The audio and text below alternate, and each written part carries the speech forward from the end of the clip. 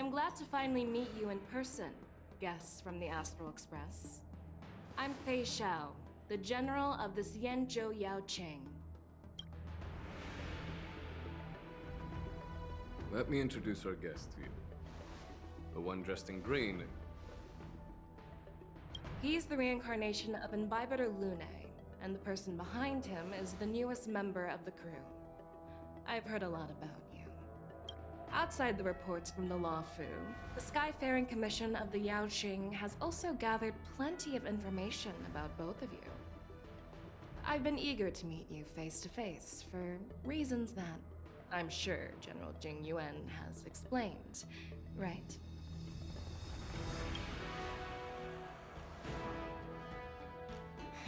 That's right.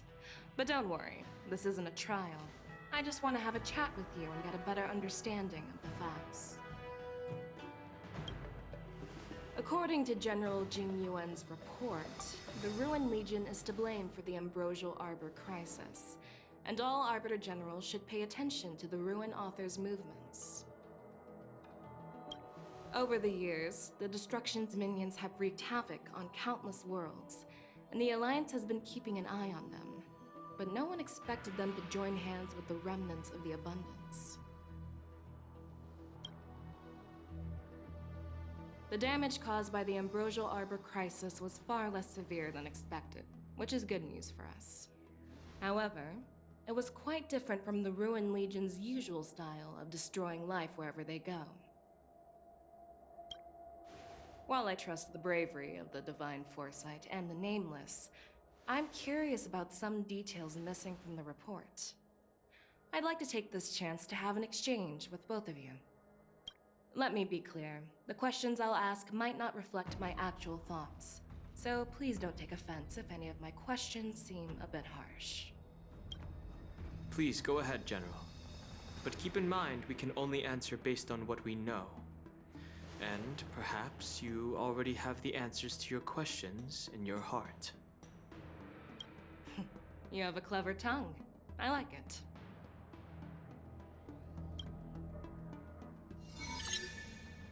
The Merlin's claw is quite articulate.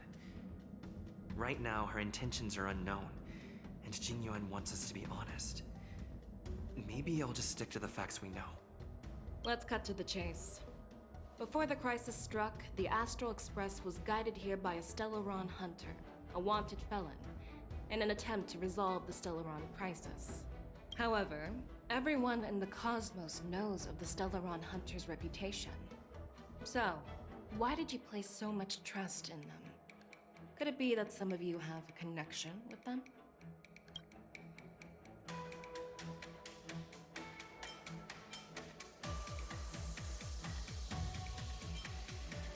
Rumor has it that Elio, the leader of the Stellaron Hunters, possesses the power to see into the future. He foresaw that the Xianzhou and the Express would have important roles to play in the war against Nanook. That's why we were lured here to the Lafu, to deal with the Stellaron crisis and fulfill the prophecy. General Jing Yuan believes in this prophecy too, as mentioned in the report. I'm curious why you didn't question it at all.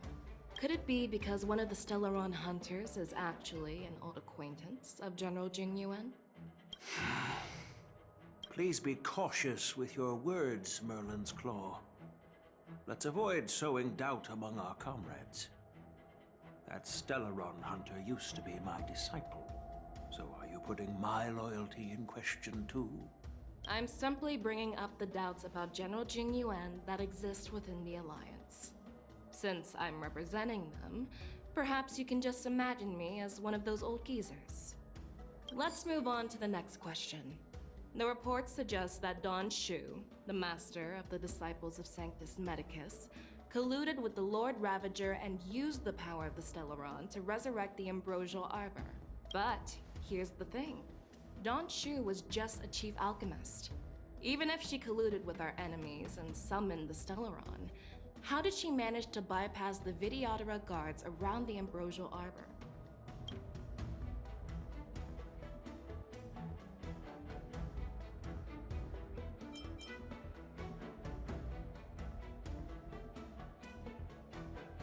If the Lafu hadn't exiled Danheng, Leaving the Vidyadhara with no leader, they wouldn't have fallen into chaos, and there wouldn't have been the opportunity to bring the Stellaron to the roots of the Arbor unnoticed.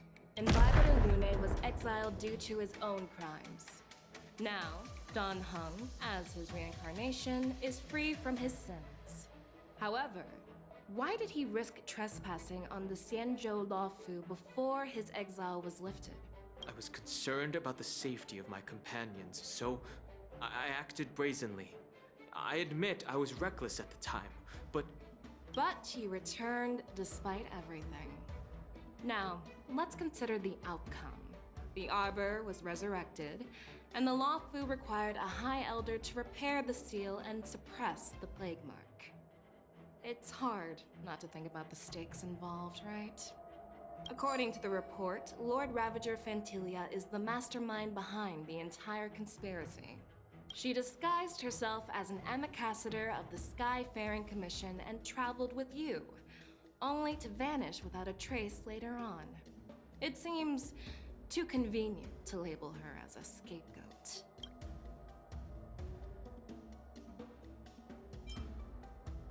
Fantilia is one of the Heliobi, the energy life forms that once fought against the Xianzhou.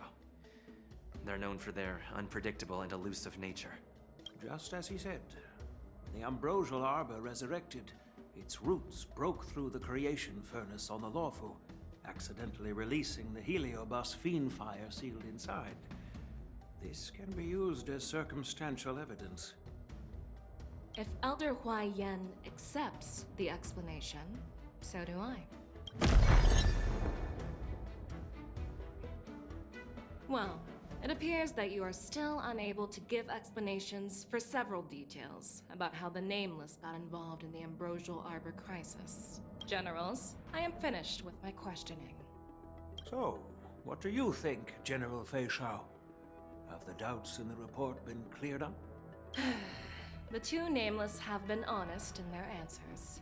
Even though there are some tricky details, my intuition tells me there is nothing wrong. However, the three questions I posed earlier were not just for the Nameless, but for you too, General Jing Yuan.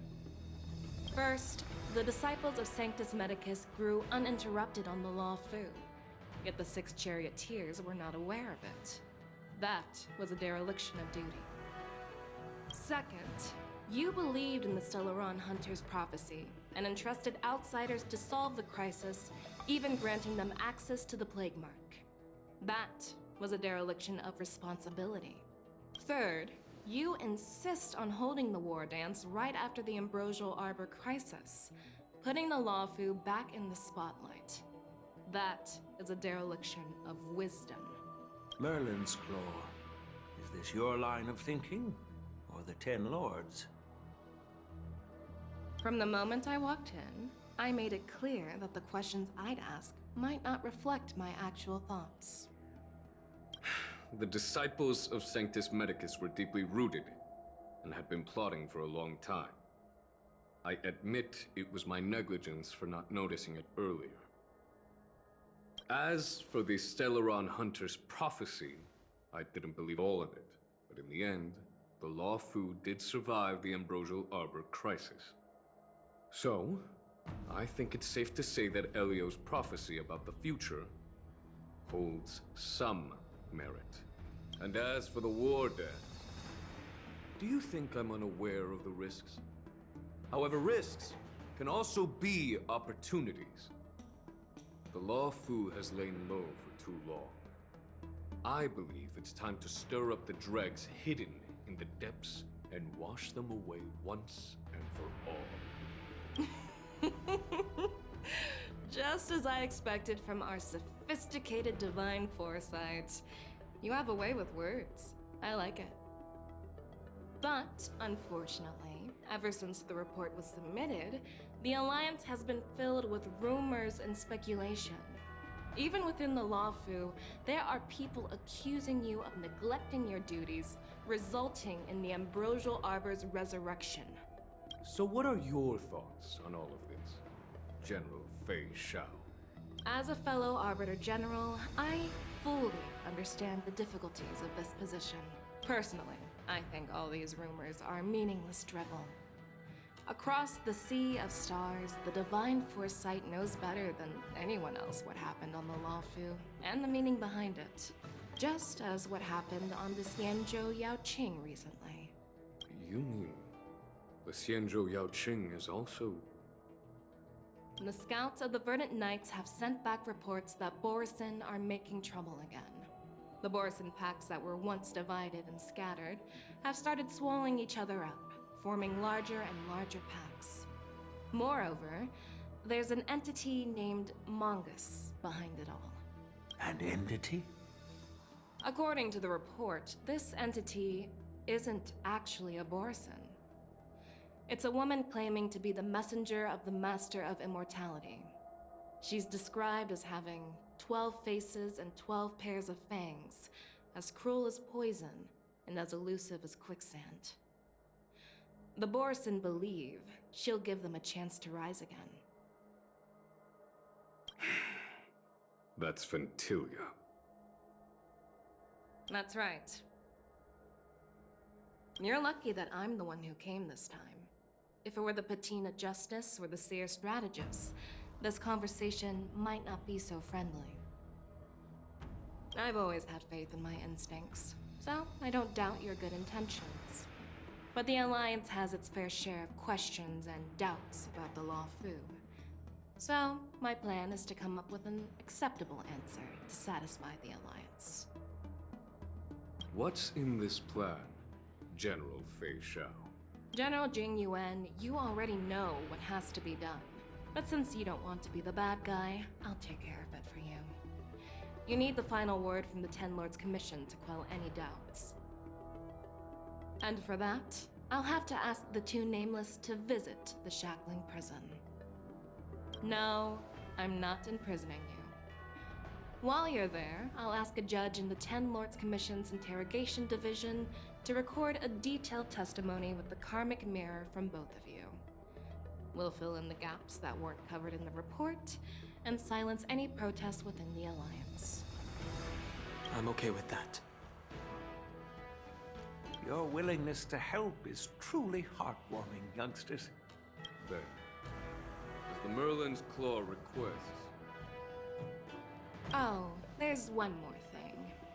This testimony is for silencing the voices of opposition within the Alliance, but I would like to urge General Jing Yuan to listen to the pleas of the Foxians on the Xianzhou Yaoqing. so, you are here for Hule. Exactly.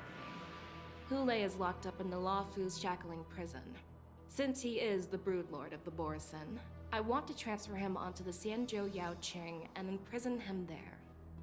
The recent movements of the Borisin suggest they're planning something big, so we must act preemptively.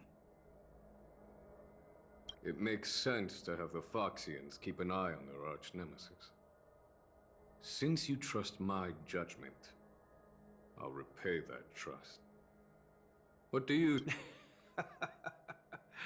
I was worried this would turn into a heated argument, but it seems like both of you are on the same page, solving each other's problems. I couldn't have asked for a better outcome. And as for Hule, I'll send my Lieutenants Zhao Chou and Moza to check on his condition in prison and ready him for transport. If there are no more questions, shall we get this started?